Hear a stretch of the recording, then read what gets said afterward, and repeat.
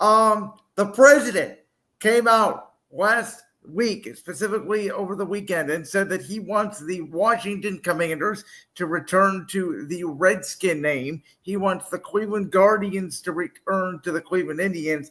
And he has even threatened that if the Commanders do not change their name specifically, they may not be able to get their new stadium that they are looking to fund back RFK-ish, sort of in downtown Washington, D.C., Maryland area, as opposed to where the current stadium is at right now, out in the suburbs. So, Josh, do you have really a strong opinion on whether or not the Commanders or Guardians should switch back to that original team name?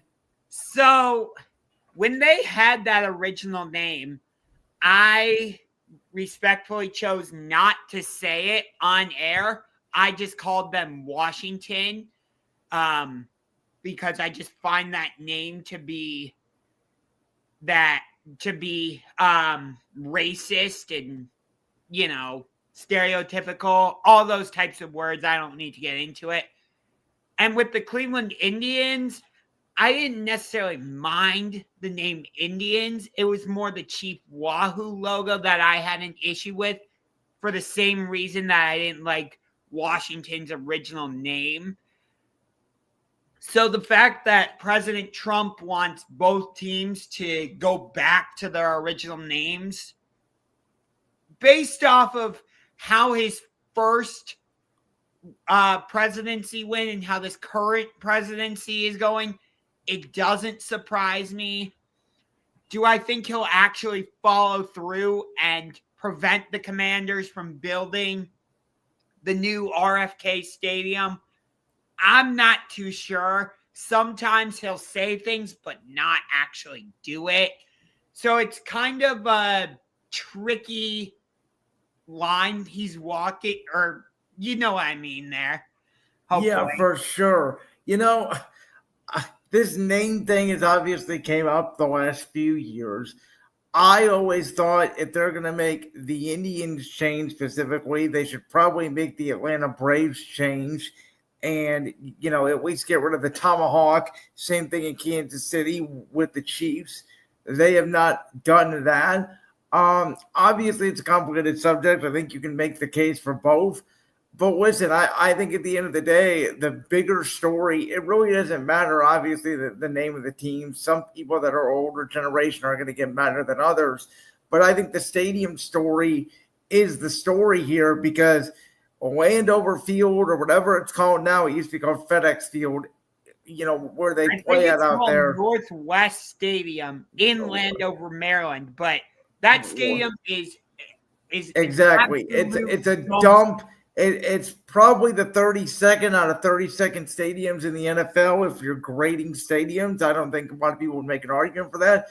And the Commanders, listen, over the past few years, they've got a new name. They got a new owner. They got a new coach. And they finally have a franchise quarterback. And for being the dumpster fire of an organization that they were for 20 years, I think Commanders sort of has represented this new era for them. I think that name should probably stay for the situation when it comes to the Cleveland Guardians / Indians. I know many people in my inner circle who don't even agree with what President Trump is saying, but are still calling them the Indians because they refuse to call them the Guardians because they believe that Indians should have not been taken away. So I don't care either way. I still call them the Guardians. I call them the G-Men. I call them the Indians. It's really interchangeable. But if they went back to their team name, I really wouldn't care. Yeah. Again, with the Indians, it was more so Chief Wahoo that I had an issue with rather than the name Indians. And I get it. Like, people were pushing for Washington to change their name, and people were pushing for the Indians to change their name. And yet there wasn't a lot of the same conversation around the Chicago Blackhawks or the Florida State Seminoles. There was a bit of a conversation, as you said, about the Atlanta Braves and the Kansas City Chiefs. But again, there was nothing really in terms of either the Florida State Seminoles, at least not that I've heard, or the Chicago Blackhawks.